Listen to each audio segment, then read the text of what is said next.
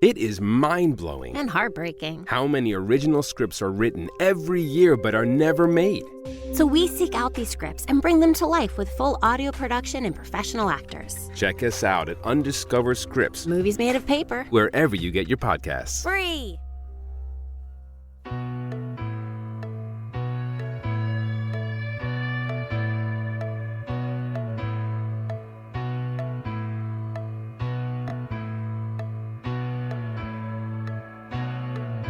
There's a sale on our gabardine suits today.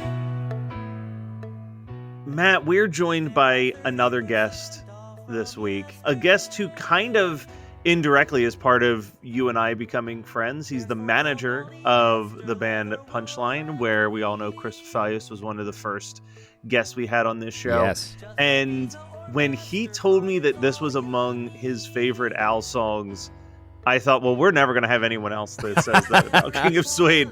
So we need to have him on. Jim Logrando, thank you for joining us and talking about the King of Suede. And maybe you can sway my opinion on this song.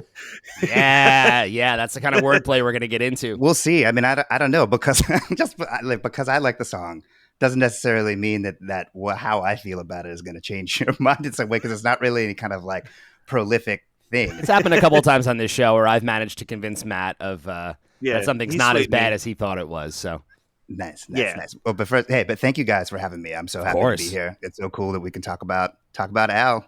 Yeah. So I guess before we even dive into King of Suede, Jim, let's talk about your Al fandom. How long have you been an Al fan? Obviously, we don't release the videos here, but you've got an in 3D vinyl just right over your shoulder as we speak. So clearly you are an Al fan. I'm an Al fan. I mean, I'm not going to say that I am the most crazy of Al fans and know every little intricate thing about it, which is actually why I love this podcast existing, because you guys are going into literally every track, things that I didn't even know existed, because it's like, I would say I'm definitely beyond the periphery of somebody who knows Eat It. Yeah. And that's about it. But, beyond that. But yeah, so I actually picked that thing. You can see it behind me. I picked that up at I went to it was like a vinyl record sale I think it was in Tennessee or something. And I was just walking around. This guy had it. And I think it was $15. And I thought about whether I was going to try to negotiate with him about it. And I was like, no, I just want, I got it. I've never seen, they're so rare to see Al records. I mean, I know they exist out there, and I'm sure if you can find, well, I guess, okay, look, I'm sure you could probably go on eBay and find this record and it might be however much it is or whatever, but it's a lot more fun when you have vinyl, when you find it out on the wild. Oh yeah. So I kind of totally just agree. Leave it for that. And I've been fortunate enough to find in 3D, and I also found Dare to Be Stupid, and I found Polka Party. Nice. Those are the three that I have.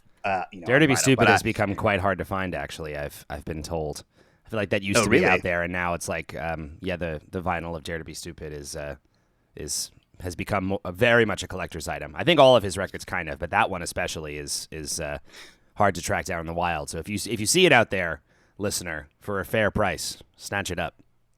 Nice. Yeah, That's good advice. It always makes me wonder when it comes to vinyl stuff, because it's like they made so much of it at the time. Like, it has to still be around there. Now, granted, I'm sure they made more Bon Jovis than Dare to Be Stupids or whatever, but you'd be surprised how many people just took their old records and threw them away because they thought at the time that it was like CDs appeared and they were like, oh, well, these are done. And they just got rid of them. I mean, I said this to Matt before. I used to work at a record store briefly, and I can't tell you how many stories like that I heard of people who showed up, walked in like with their head down because they had thrown away their entire record collection and they were back to start over. Oh man, it was rough. Oh, that's why I keep this collection behind me. Yeah, both of you in your frame right now. I know the listener can't see. They're both in front of huge collections of physical media, which is great. We'd love to see it. It's awesome. Right. Now, Jim, you also gave us an incredible tidbit that you have not one, but two letters from when you were in the Weird Al fan club. Right. So I guess you could say that I'm a close personal friend of Al, because it literally says it on the envelopes that I have. And so it's good. So it's like when you were asking me about my fandom. So I became a fan of Al in the summer between 4th and 5th grade. So that's when I had heard, Eat It or whatever, but I was just a little kid and wasn't like, I got to go get even worse. I didn't know it was a thing, but it's like I started, I guess, before it was Off the Deep End. So it's like Off the Deep End, I think, is the first record that I had. But then that was like the first one I'd heard. But then I went back to get all of the other stuff. So it was like, once I realized that it was awesome, I was like, I got to collect all the rest of it to learn about it. And then it was like, I can remember then when the new, like, when it wasn't old stuff that I had to mine, you know, like I had to find different things. Cause like there was like there's the food album and all that stuff. And I remember seeing that one time. I was like, what the heck is this? What is this? What is a spam song that's REM, but not, you know? And I was like, what is this on? And it was fun to do all that because then you could go down the rabbit hole of, you know, UHF and its whole soundtrack and the whole sort of shebang. Then there got to be a point where I already had it. I like listened to all of it, but then there'd be new stuff, right? So then it's like there was Off the Deep End and then Alapalooza, et cetera, et cetera. So then it was fun to kind of experience it in the way of like new things coming as opposed to. It's kind of sad to think that we're in this weird holding space now where it's like there might never be new stuff. Like have we heard all that Al has to give us? I mean, at the very least, he has certainly slowed down from his pace because he was keeping quite a pace for a long, long time with his. There was a solid every year for most of the 80s. It was every year, and then the 90s it was like every other year. Yeah. And then it started to slow down. And as a side note, because you just mentioned the record, so I'm a little bit younger than you, but I love that's the age you just mentioned is the exact age I got into Al. I got Bad Hair Day as a gift for graduating 4th grade.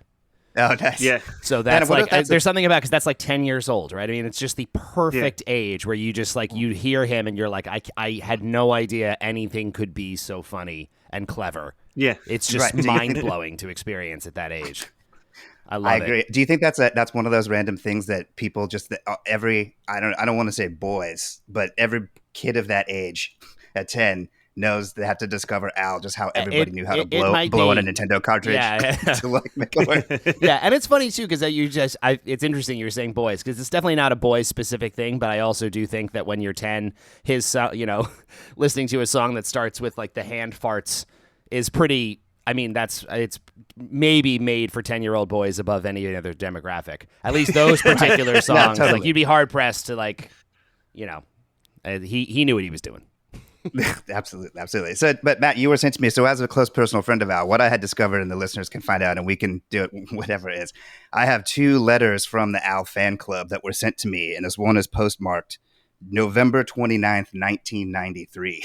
I want to know what Al was telling you in 93. They've been living at my parents' house, and I discovered them recently, and I haven't looked at them in decades, so I have no idea what's inside them. And I'm sure there's a lot of material. Matt, do we want to make quick predictions before he reads the letter? I'm feeling like it's either telling you about Alapalooza or celebrating some milestone with Alapalooza. Yeah, it could be an album drop. It could be announcing the album. It could be announcing a tour. It could be that the album is already out and we're doing a tour for the record. I don't know. This is exciting, you guys. This is real. Like, this is not a staged bit we're doing here. We are opening envelopes live. Yeah, let's do it. We'll get into it, and then we can talk about King of Suede. And then we'll talk about King of Suede. Yeah, but this is like a great little bonus treat.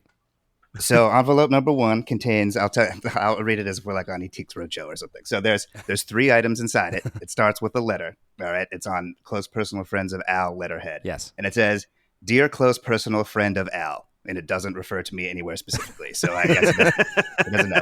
We know what you're thinking. You're thinking, hey, now that I've bought an airplane hangar full of Al's new album, Alapalooza, featuring Jurassic Park, Bedrock Anthem, Achy Breaky Song, Living in the Fridge, Bohemian Polka, and lots of Boffo new originals.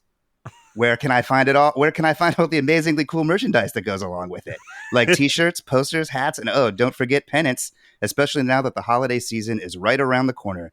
And I might want to give trucks fulls of this stuff to all my friends and relatives, besides all the stuff I plan on hogging for myself. Boy, you sure think in long sentences, don't you? Anyway, we just happened to be reading your mind. It was around 3:00 last Thursday. So enclosed is a nifty brochure with all the latest and greatest stuff for sale. And because you're one of Al's closest personal friends, we've also enclosed a special discount coupon with this letter. In the meanwhile, Al says hi, or something equally cryptic, and wants you to know he's hard at work putting together his Alapalooza tour, which will hopefully be coming to a theater or drugstore near you in the not-too-distant future. And he always loves to hear from his pals, especially if you'd like to let him know what you think of the new album. So keep enjoying the music, and don't forget to floss. Yours ever truly, your pals at Close Personal Friends of Al. P.S. If your merchandise order is postmarked by December 10th, You'll be guaranteed delivery by Christmas. Mail by December 6th in order to make it the last day of Hanukkah. And then that's the rest of the letterhead at the bottom. Okay, so that was the letter from him. Love that. Of course, then it includes this. I know, again, the readers can't see, but I guess I could take a picture and send it to you. Maybe you post it somewhere. This is the thing that I guess for some reason I didn't send anything in. Why did I not order anything? I was going to say you missed that cutoff for Christmas delivery. I definitely did. You should try to send it in before December 6th of this year.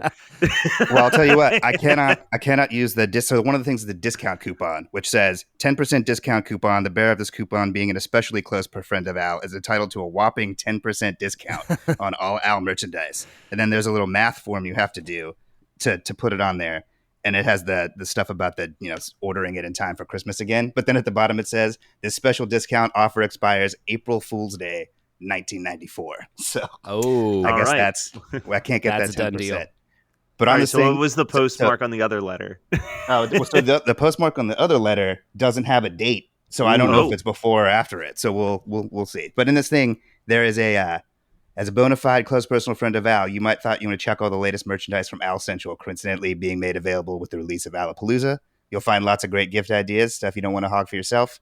Either way, order before they run out. And there is an Alapalooza t-shirt. It says, the official Alapalooza tour t-shirt, fine apparel for the discerning Al fan. Hilarious, bogus tour dates on back. Damn, I bet that's amazing. And it's only $20. $20. I was going to say, that's probably a great shirt. Then there's There's a Yankosaurus t-shirt, which is basically a Tyrannosaurus, but with Al hair and an accordion. Nice. And it says, which was the cover of the album, the cover, I'm pretty sure. Yeah. Well, no, sort of. It's like more of a pop looking one. So the Alapalooza t-shirt is the cover of the album. The other thing is more of like wow. That's awesome. Oh yeah, definitely send us a picture of that and we can post it on Instagram. Right. Proudly display the world's latest scientific discovery on your bod. Definition on back: Yankosaurus, a rare bipedal dinosaur from the prehistoric age, post-Jurassic. Primarily feeds off pop music stars and popular culture. Also, a kick-ass shirt for only $20. All right, and then there's a Off the Deep End t-shirt, which is the official tour shirt from summer of '92. We have a limited supply of these beauties left, different and equally hilarious bogus tour dates on back. And that's only $16 because they're trying to move them out. Oh, man. There you go. There's an Alapalooza hat. It doesn't say, let's see if it says, I'm trying to see if it has any kind of funny caption. Some of them are funny, some of them are not. The official embroidered Alapalooza baseball cap will look really cool on your head, on a friend's head, or on the head of Leon, the dog-faced Wonder Boy. Just don't wear it on your butt. All right, and that hat is 15. So for you guys, I did pull up what the back of the Alapalooza tour shirt was so we could get some of these fake dates. We won't go through all the dates, but they play at the La Brea Tar Pits, Interstate 10 on-ramp, Mr. Paul's Big Fat and Ugly Shop, Supercuts grand opening, the Spamorama, Fast Freddy's Car Wash and Bikini Wax, the World of String Cheese, Stevie Wonder's Driving School. They're playing at a garage sale in Boston. They're playing at a 7-Eleven parking lot.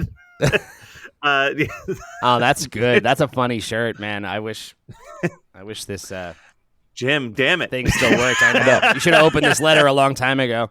I know. For the poster's fun. It says, it's amazing. It's awesome. It's cheap at half the price. This fabulous full color poster will look great on the wall of any bedroom, den, or meat locker. $7. And then there's a pennant that says, it's amazing. It's awesome. It's exactly like the Alapalooza poster, except it looks different and it's a pennant and not a poster. That's so like, I mean, I remember people selling pennants. I don't think that's a thing anymore, is it? When was the last time you saw someone selling a pennant? It is a thing that's back, brand new and back.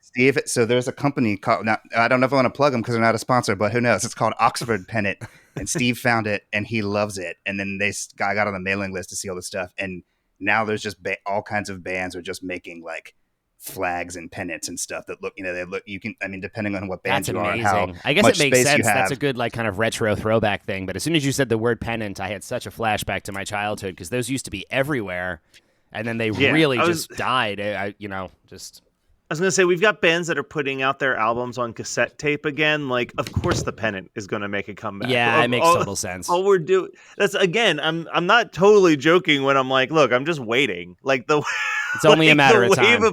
The stuff that I'm collecting that people say is dead media will eventually get retro again, and then I'll be a god among men.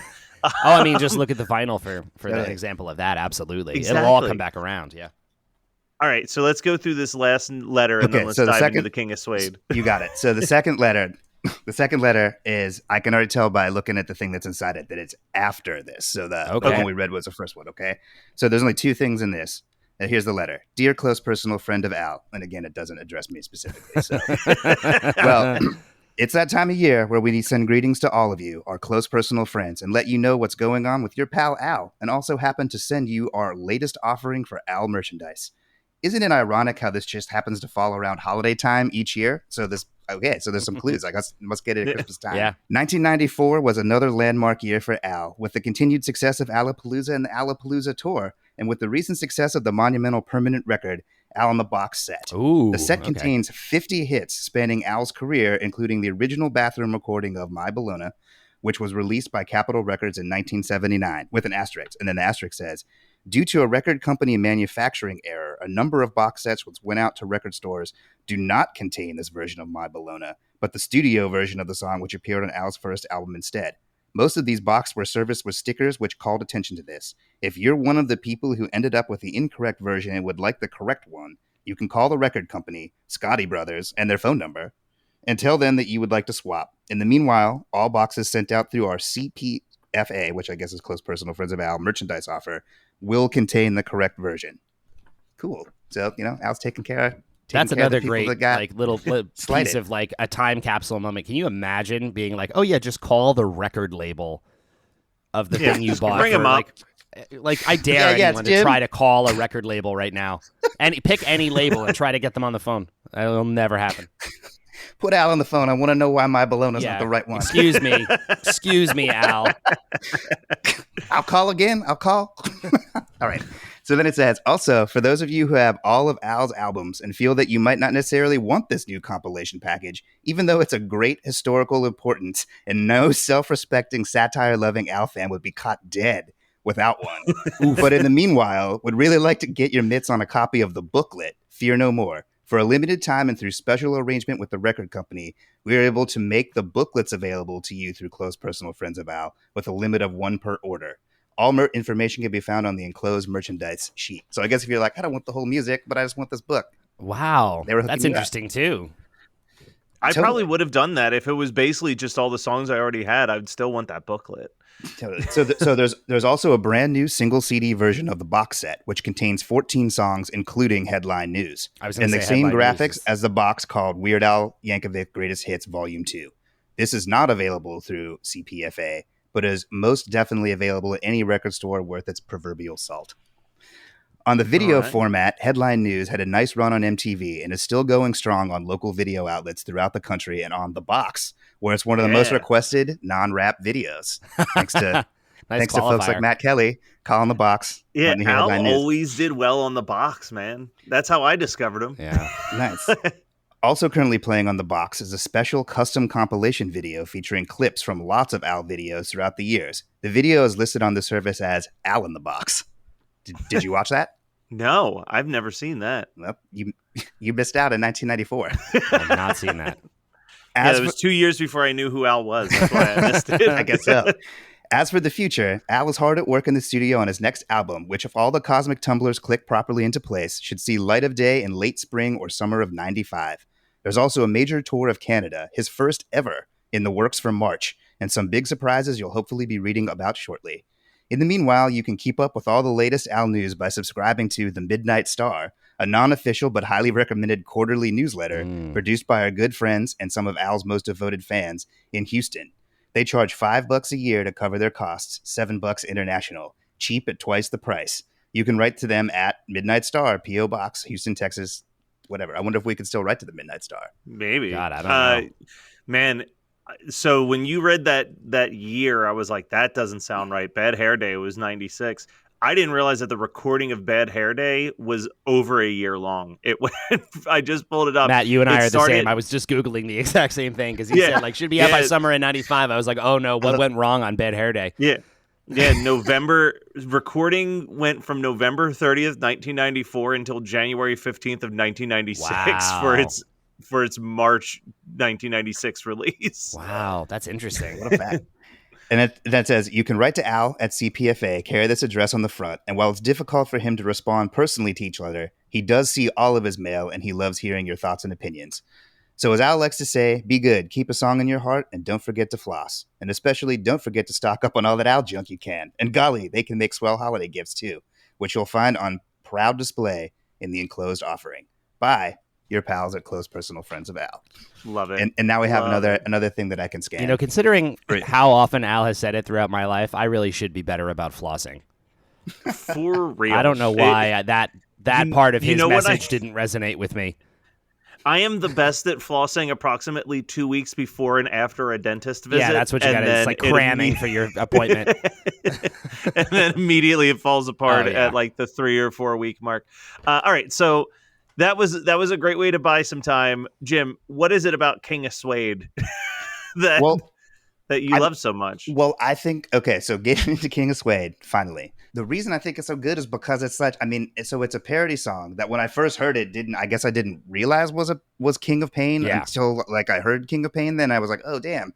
Which is, I guess, sort of like a lot of things with me and Al songs, because like, unless it was blatantly obvious, there was a lot of music that I didn't hear from back in the day. So I had no idea that like, I know now, of course, but I didn't know that, like, for example, Toothless People was Ruthless People. Yeah. Like the random Mick Jagger song or whatever. We talked earlier in this about how few people had heard the original version of Jeopardy by Greg Kihn before Al did his parody. Like, so many people had no idea that was a parody for years. Especially like in our age range, who were discovering Al in the 90s when that song had kind of fallen off as like a radio staple. Yeah. I think you raise a good point though. And maybe that's why I don't have the love for this song is I think a lot of the time, if I don't know the song that's being parodied, the parodies hit differently than just like a straight up original by Al hits. Like you're kind of like, I don't know why he's singing a song about this topic. Cause it's not like, because when Al's like cutting loose and doing an original song, those songs get fucking strange. You know what I mean? Like right. The lyrics to Dare to Be Stupid are insane lyrics. And this is like very straight, like it's a straightforward story. Well, I was going to say, this is definitely somewhat insane, Matt. A little bit. But this is a pretty weird premise. I mean, it's not as, it's not as bonkers as Dare to Be Stupid. But I mean, if you just like look at it as an abstraction of just like an extended commercial for a fabric store. Which Al reportedly, in order to research for the song, walked around fabric stores and just took notes on everything that he saw inside the fabric store. That checks out. Based on these lyrics, that absolutely checks out. Totally. And so I guess it's like back to with it. And so it's like, when I didn't originally realize that it was the Police, I was just like, wow, this song is so good. Because they do such a spot on like cover Police. Of it. Yeah. So it's like, so the Police song is good, and then the Al version is good because it's like mimicking it, but then the words are so great and so funny. And so like, I always love how it says it's like there's so many different parts because there's so many different parts in that song, even though the original Police song, I guess, repeats more of it. But that also, like, all the words of the original Police song are such like English poetry versus, stuff about Gabardine and whatnot. Yeah. But I like how it's, my prices are low. My staff is underpaid. I'm located next door to Willie's Fun Arcade. Yeah. I just always loved that line so much. I was like, so I could imagine. I'm like, man, I wish I could go to Willie's Fun Arcade. It's probably great. Yeah. It's probably fun. Yeah. It's also funny. You also just mentioned something that we talked about on Eat It, which is this interesting thing of when Al does a parody and he adds so many lyrics to the song. Like, he keeps the form the same, but where the original is just a repeat of the same phrase, and he will change it on every pass. And, like, you look at the comparison of the original lyrics versus his, and Al's is, like, a whole page longer. Right.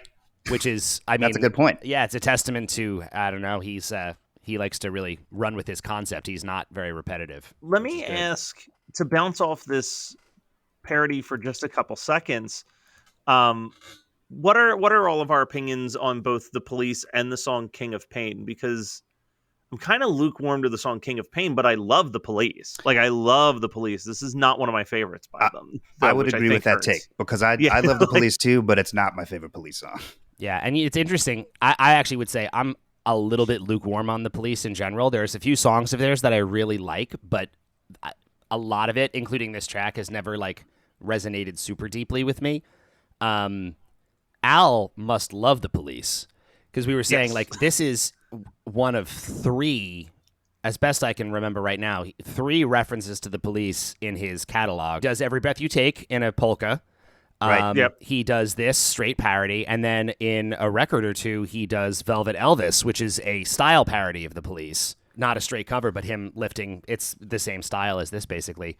So he is clearly a mega fan. In terms of Al covering a single artist, that's very high ranking for appearances. Hey, do you have an idea for a podcast but don't know where to start? Or do you have an already existing podcast that you want to take to the next level? Well, check out WeKnowPodcasting.com. From concept development to theme music to editing to logos, WeKnowPodcasting.com is a one-stop shop for all things pod. Don't hesitate to hit us up. We're very nice. Can't help but wonder if he did King of Pain, which I don't think is that great of a Police song, all things considered. It's a good song. It's not like their best, but it was their last single as a band. So I almost wonder if it was like, it really? Oh, fuck. Yeah, like that I didn't know that. Yeah, this was their last U.S. single before they broke up in 1984. So I almost wonder if it was like well, I'm not going to get any other new Police songs to do a parody of, so I got to do this one. I assume that must have been huge whenever that was out, that song. So like it would relate to it. But something that, so it was hard to find any info on any, like there was rarely any info other than what you said about him walking around stores to write stuff down, to talk about this, like recording of this or anything with it. But I did notice that it was released as an Al single, and you can get like a 7-inch of it. Oh, and wow. the front of it is, I saw one that's on eBay right now. So if you want to look at it to see what it looks like, it looks like the cover of Synchronicity, but it's Weird Al. And so it's got the like colored stripes, and then it's just a young Al picture that's sort of Sting looking is in it, but it was an actual single that was sent out to radio stations and stuff. But it doesn't have a B-side. It just has King of Suede twice. Interesting. And he also never made a video for this, so it was like, I guess, right. I don't know, maybe it was a late single off the album where they were like, oh, let's try to shop around one more track and see if we can get radio play on it. But right, I guess its ad date was February 28th, 1984. It was released in between Eat It and I Lost on Jeopardy, which... wow, I didn't know that either. That's even more interesting. That's what I mean. That's the weirder call, I think, is, because Al, I feel like now he realizes this more than ever, but like Al is not a person who can just release a song to radio.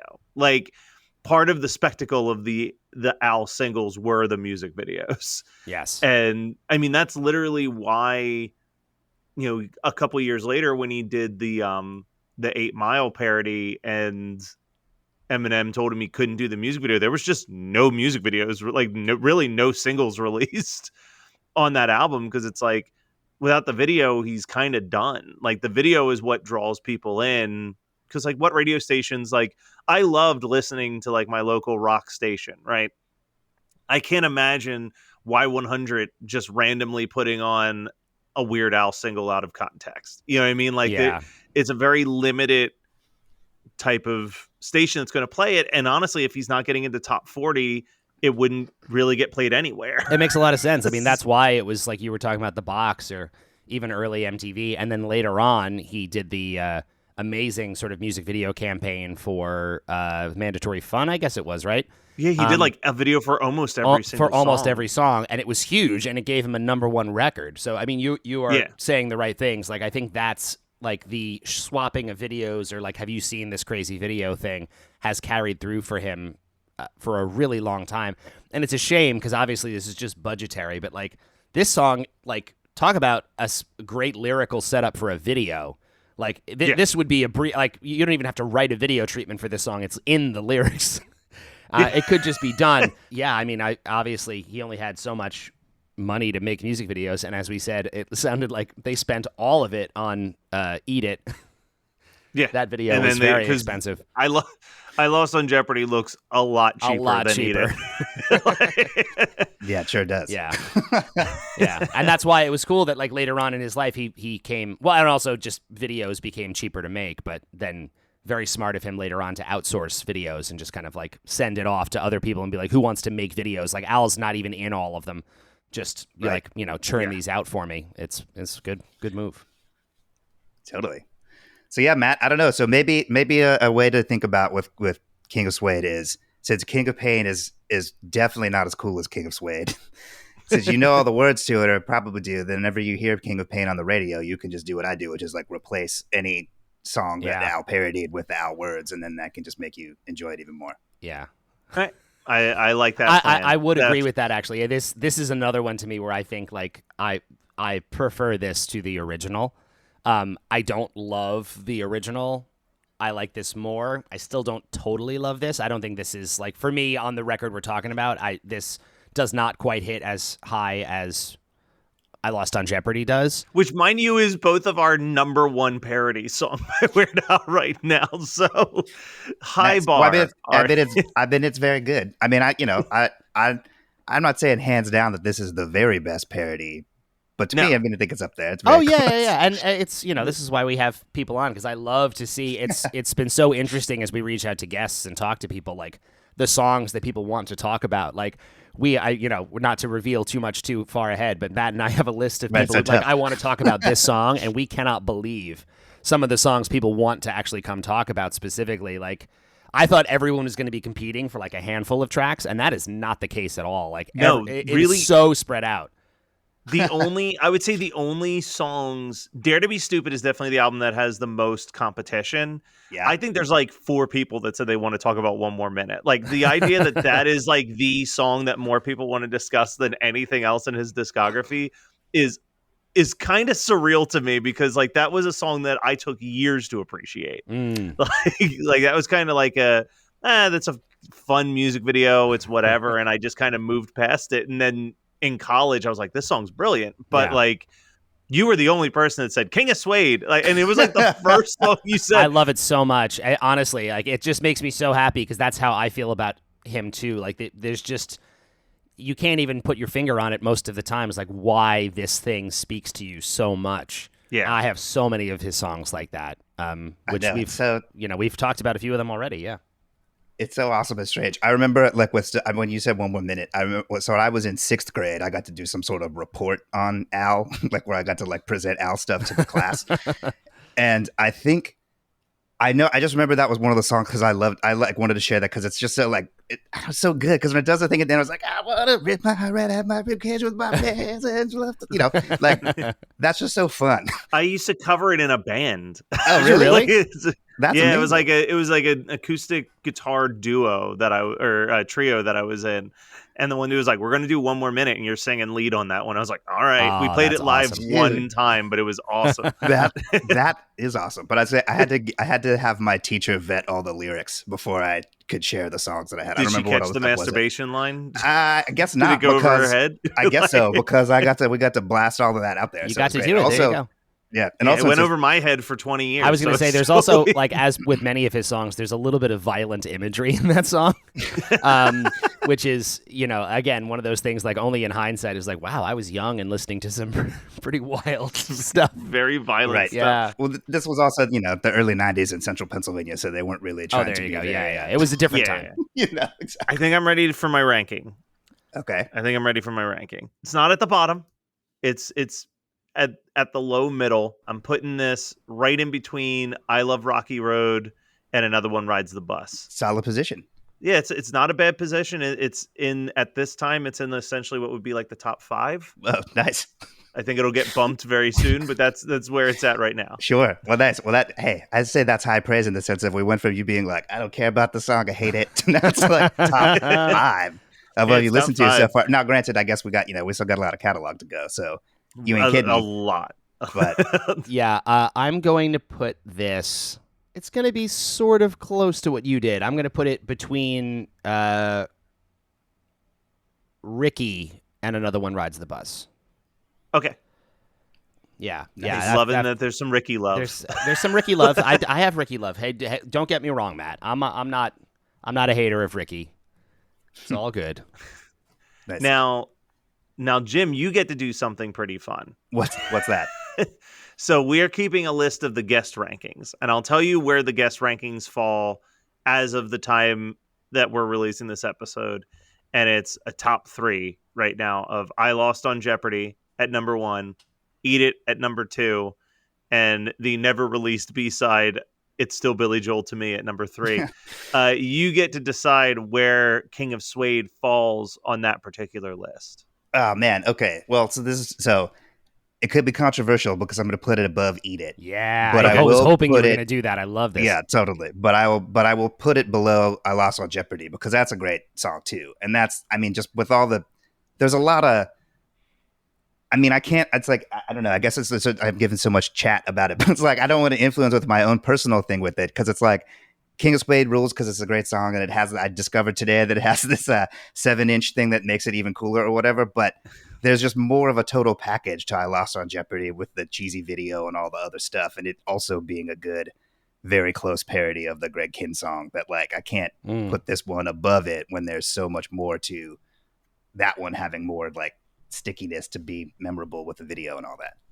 I appreciate that. I want to say that Jim is the first person to not just put their song straight to the top, which says a lot about his character. I would say that's a real respectable position. I really, yeah, props. Now, but thank you guys. Yeah. Now, Jim, you get to do one other thing, and actually, Matt and I have to follow through with one of these, actually. But you're an avid listener of the show. I've heard a couple. You have a chance to tell us something that you think that we got so wrong that you think that maybe we should reevaluate our position on it. I know we were told to listen to the original demo recording of Gotta Boogie and really reevaluate more so my thoughts on Gotta Boogie. And I did do that today before we recorded so we can briefly talk about it. But I mean, I don't know. I don't think that I guess this is kind of a cop-out or whatever, but it's like, I don't think you guys have really done anything so controversial that I have to like correct the Weird Al record of how things are going. I really feel like, not, again, not to cop it out, but that's more like once we get deeper into the catalog when there's so much more stuff to talk about, I think it's like a better scenario. Absolutely. Yeah. I think that's fair. Matt, did you listen to that Gotta Boogie demo as well? I did, and I did really enjoy it. But again, to be fair, I like the album version of Gotta Boogie a lot more. I kind of did too, so I feel like my opinion still stands. So you didn't sway me one bit. You prefer the album version to the demo? To the demo, yeah. The album's way crazier. The album is definitely crazier. Just him with an accordion. I do think it's interesting to hear. Like, I like hearing it's so raw, stripped down. Like it really is like this crazy, like it sounds like this like distorted, hot, sweaty, like blues rock jam session. It's a weird thing to hear the demo of Gotta Boogie. For people listening, it is available on YouTube. It's worth listening to, especially if you are. Well, I was going to say if you're a fan of the song, but even if you're not, I think check it out. It's worth. I don't know. I'm a defender of Gotta Boogie. I'm here on Team Gotta Boogie mostly by myself, but I'm definitely into it. Which I want to point out real quick because I do think it's hysterical that you are Team Gotta Boogie. It's in your bottom 3 of original songs. I know, and yet somehow that's me like defending it with the greatest strength I have. Is putting it in my bottom 3 and not my bottom 1. Gotta Boogie 100% has a right to exist. Absolutely, yes. It's cool. It's not. I mean, yeah, we're not ranking it high because of what it is, but come on. This is my it's new not like campaign. You're like, why is this on here? It's my new campaign. I just normalize Gotta Boogie, everybody. Normalize Gotta Boogie. My Gotta Boogie campaign is that song would work just as well at 90 seconds as it does at 3 minutes. It's like it's not bringing a whole ton to the table for the full 3-minute version. Oh, it's bringing some sick accordion licks. 3 nonstop minutes. And some funky basses. Jim, is there anything that you want to promote or anything before we wrap up today's episode? I mean, as managing Punchline, like you mentioned, they have a new song out called "Can I Get a Break," and it's fantastic. So if you haven't listened to it out there, you should give them a stream. They got more music on the way. And then as anybody who's out there who's a creator outside of managing Punchline, I do operate an agency where people run Kickstarter projects. And so if you have an idea, you're in a band, you're a filmmaker or whatever, you need help trying to raise money and you have an audience, we could probably help you. We helped the last Blockbuster documentary get the money to become a movie that's now on Netflix amongst a bunch of other folks. So if you're listening, you got that going on, I'd love to help. Saw recently that Enjoy the Ride are doing the soundtrack to the last blockbuster with the score that Steve helped make. That was very exciting to see. That just popped up in my inbox, and I was blown away. So congrats on that as well. Yeah, that movie is quite an achievement. Featuring Punchline, past guest, and certain to be a future guest, Word Burglars up on there as well, part of the Canadian nerdcore scene. Yes. So that stuff, I haven't got it. I guess they sent us a couple. I don't have one in hand yet, but they do look awesome. Like it's like swirl yellow. And I saw the different color variants and stuff. I highly recommend. Crazy. Yeah, I don't have it yet either. I don't think it's out there yet, but I was excited to see it. Nice. All right, so we'll leave it with this. So if there's any listeners out there that happen to have a working Apple IIgs computer, amongst the close personal friends of Al letters that I found at my parents' house, I also found the floppy disk that contains the Weird Al game that my friends and I programmed in basic language in 6th grade. That's like a text-based adventure game where you choose different stuff, and it also contains our original parody of Def Leppard's Let's Get Rocked, which I think had something to do with socks, but I don't remember the lyrics because it's inside this floppy disk that I can't. Well, maybe I don't know. Maybe I can get a drive or something on the internet, but I have no idea. We definitely are outsourcing. Jim, you just opened up. Just opened up Pandora's box. There's going to be a lot if we can figure out how to do it. Oh my god! On the subscribe to Geekscape TV. If you can get this thing to work, I think Matt and I will play your game live. There's no question. There's no question. I can't tell you. I can tell you one thing. I know that it exists. Number one, because I made it. Number two, I have the floppy disk, so it's definitely in there. I can't remember if we finished the game, meaning like if you play it and it comes to an end, or if we got so here we're going down this rabbit hole. When I was in 6th grade, the way 6th grade worked for where I was in school, we had these like contracts, which was the best year of school of my life, because what it was is every marking period, everything we had to do, they told us at the beginning of the marking period. And I would get it, and if you had the whole time to do it, it would be like 20 spelling lessons, 10 such and whatever. Me and my friends would get it done as fast as possible, and then have 8 weeks of nothing to do at school except for dick around and try to code on the computer or whatever, right? Well, so like we were always using the computer. We also could because we were done with our schoolwork. And then there became some like, I don't know, like they implemented this system that only certain people could use the computer like each day. So I went from being able to use it unfettered every day to like twice a week. So then it like, which, okay, yeah. Why let's discourage children to code computers, right? Like, I'm seeing a Mac USB floppy disk reader for $17 on Amazon, and I am willing to purchase this. Okay, well look, we get to work. I know so I don't know if my point is I don't know if I ever finished it because I never got enough computer time to potentially finish it. So, but I know it gets to a certain level. But yeah, we should check it out. As far as I'm concerned, this is the new focus of this entire podcast. Is getting this accomplished. Like I can't. This is such a crazy thing to drop at the end of this. Like you open with the letters, and we talked about King of Suede for now what feels like 10 seconds, and right. And now we have the Lost Weird Al game, and I'm just like, wow, this is great, guys. I'm afraid that it's like now I don't know. I feel like I'm not going to be able to come back on any episodes because what else are we going to be able to talk about since they're giving you all the juice? Oh, you're going to come back when we review your game. Yeah, nice. Yeah, there's another song you've picked that you are definitely getting. I know that for a fact. There you go. Cool. There you go. Oh, awesome. I love that. I'm not sure which one it is, but I'm excited to find out. So that'll be great. Before we go, Matt, I just wanted to mention one last thing about King of Suede that I meant to talk about and I forgot. And it's just very quick. And especially because we mentioned it earlier, how like Al has so many lyrics that are very violent and like aggressive and dark and scary. And just as I was re-looking at this song, I picked up this one verse that I just wanted to discuss for 1 second. Well, I never made it past the 2nd grade, and it took all of my life for me to learn this trade. But my friends are all thinking that I've got it made, because I'm known the world over as the King of Suede. If that is not like one of the most positive and uplifting lines that he has ever, like as a verse, that's a beautiful sentiment. This is like a true like success story line. Like it's so funny. Like so many of his characters are so tragic and twisted and like just horrible, horrible people. And despite the fact that this guy admits to underpaying his staff, it seems like a great success story, the King of Suede. I don't know. I had to draw attention to the fact that this is like a rare moment to me. At least it feels to me like a rare moment of Al being just like, rooting for this guy. I love it. Yeah. I think you're totally right. I feel like if you told me we would have 50 minutes of recording for the King of Suede episode, I would have been like, you're crazy. But here we Jim are. brought Here so we much are. fire. Yeah. Here we are.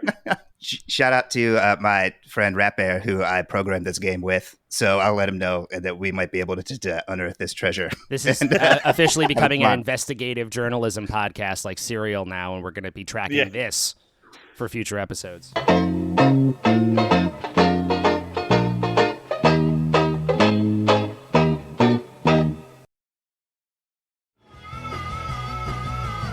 You're listening to the Geekscape Network.